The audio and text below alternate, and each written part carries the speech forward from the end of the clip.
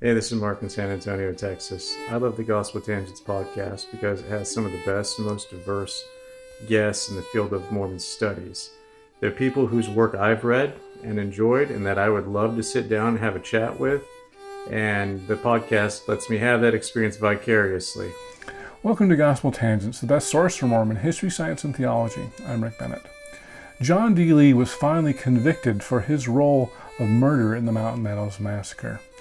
Historian Will Bagley believes the reason for the conviction was a deal between prosecutors and the LDS Church. Is that true? We'll talk about why Will believes that in our next conversation.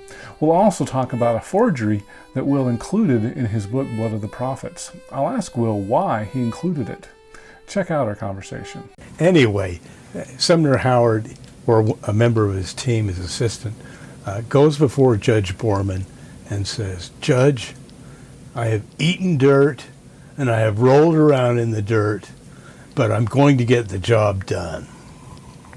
And Borman is, of course, a little puzzled by this, but the job at this time is to convict John D. Lee. And Howard, in his letter following Lee's execution, explains, I knew that the only way I would be able to get a conviction was to come to a deal with the Mormons. And that's exactly what happens. And essentially, the first thing Borman does is drop the indictment against William Dame. And the church has put its own, Brigham Young has put his own attorneys on the defense of William Dame. So once Dame is essentially turned out of jail, the focus shifts to the next likely candidate, who is John D. Lee. And Lee, I have a dear friend named Peter Delafosse, who helped me get in the Utah Westerners. But Peter said, if you could only pick one guy to convict for the Mountain Meadows Massacre, John D. Lee would be a pretty good candidate. But what I noted in Blood of the Prophets is that Lee would have gone along with all the cover-up, or no, with what I noted was Lee would have gone along with taking the blame and being a martyr for the church.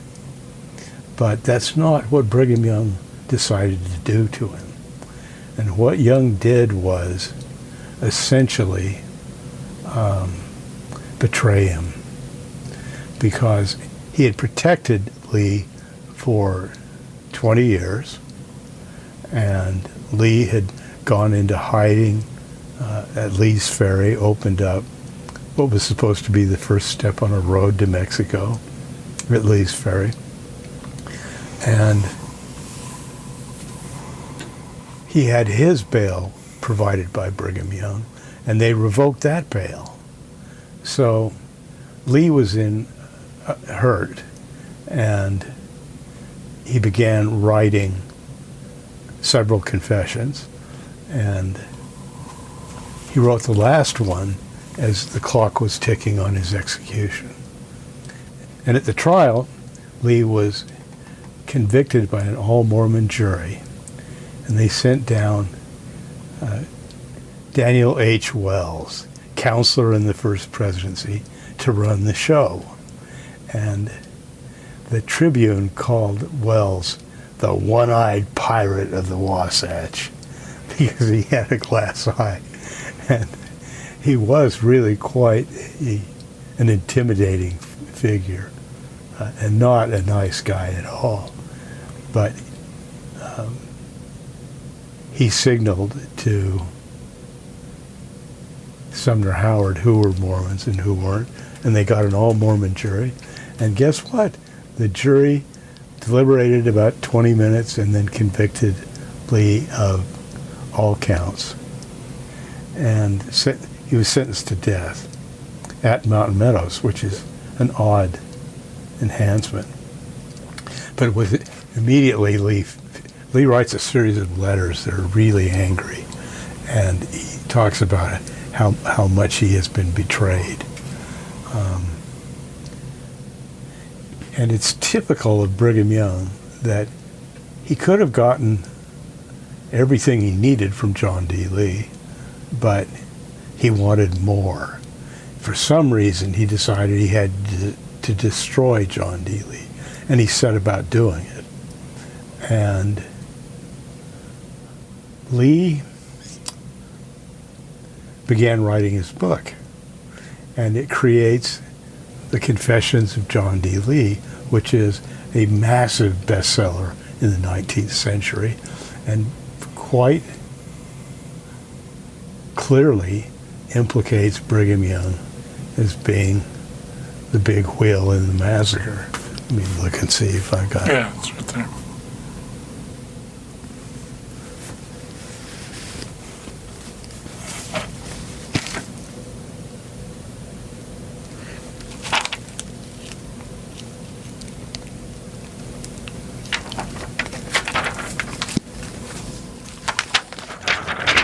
Here's an early edition, not the first, of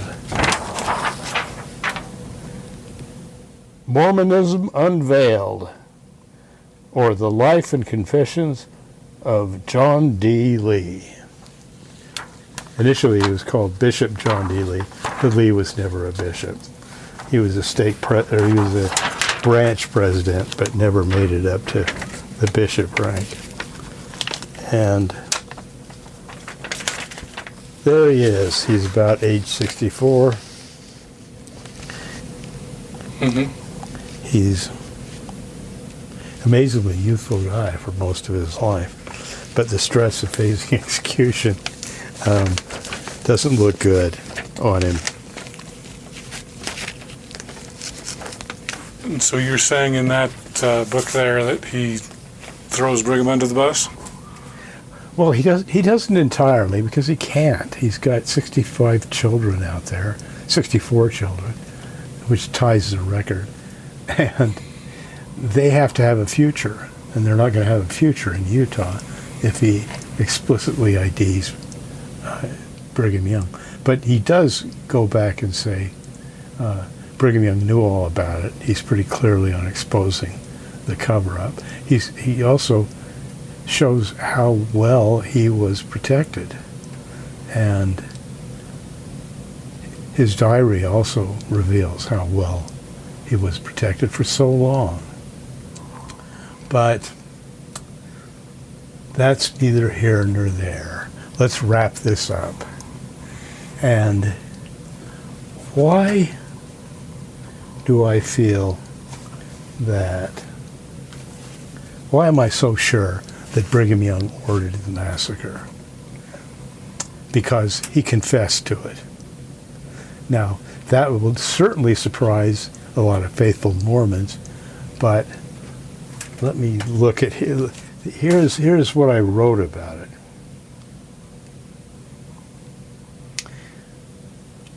As he was celebrating the start of the Civil War, Brigham Young visited Mountain Meadows on May 25th, 1861. The Mormon prophet and his entourage of some 60 men, women, and children stopped at Mountain Meadows.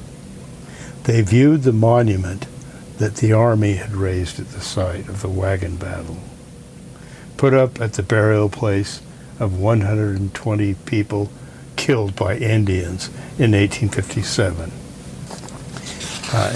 In 1861, the monument was beginning to tumble down, but it still had the wooden cross and its inscription, "Vengeance is mine, I will repay, saith the Lord." Brigham Young read the verse aloud, altering the text to fit his mood. "Vengeance is mine, saith the Lord. I have repaid." Now, he doesn't say the Lord has extracted vengeance. He says, I have repaid. Dudley Levitt recalled how the prophet directed the destruction of the monument. And it's interesting because he says Brigham Young raised his arm to the square. He didn't say another word. He didn't give an order. He just lifted his right arm to the square, and in 5 minutes there wasn't one stone left upon another. He didn't have to tell us what he wanted done. We understood. Let me reread that. He didn't say another word. He didn't give an order. He just lifted his right arm to the square, and in 5 minutes there wasn't one stone left upon another. He didn't have to tell us what he wanted. We understood. And that's how things worked in Utah. That's as revealing a quote about the Mountain Meadows Massacre as any I've ever come across. And I have a question about that, because I do remember hearing about a guy named William Purple that came by after that and said that the monument was still there. he didn't. They think he might have said that. He said he didn't tear down the monument. He didn't testify to them tearing down the monument. But I'll tell you what. Why would Dudley Levitt tell that story? Why would Juanita Brooks's uncle tell that story to her? And I was concerned about finding backup for Dudley Levitt's story. But recently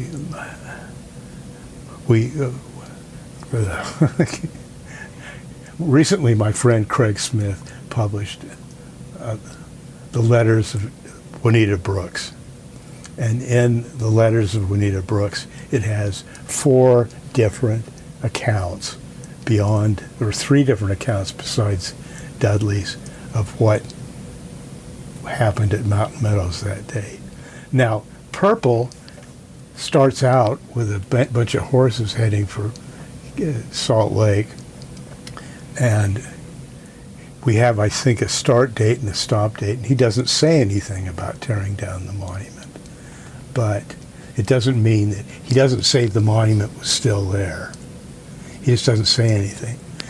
And partly he was a merchant. He was trying to do business in Utah, and that was tough to do if you got crosswise with the population of Utah.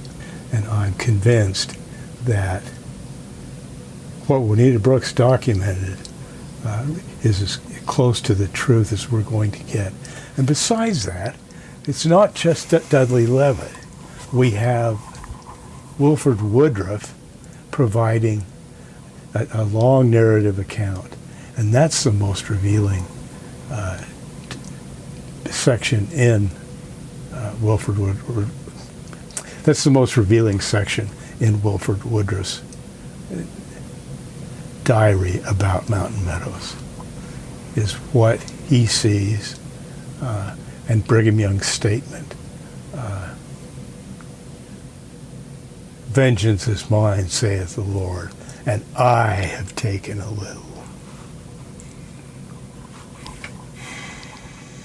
All right, so I want to ask you one more question, and then we can move on to your other book of White Swan and everything, if we can talk about that, if that's okay.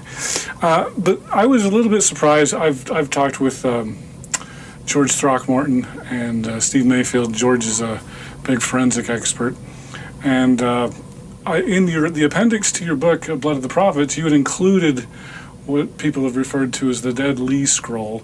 You did say I invented that. Yeah, that's right. I forgot about that. And so there was a plate of lead with like a confession from John D. Lee, found in Lee's Ferry, I believe, or you can give us more information on that. George says it's a forgery, and I was surprised that you had put it in the appendix to your book. And why did you do that? Because it was breaking news. It had just happened. And they actually found the Dead Lee Scroll as the Olympics were coming up. Okay. And also as Blood of the Prophets was about to be released. And you couldn't have planned any promo campaign for a book any better than that. But at first I thought, well, this has got to be a forgery.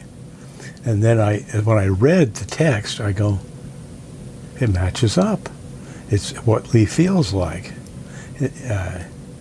And he is sick at that time, according to his journal.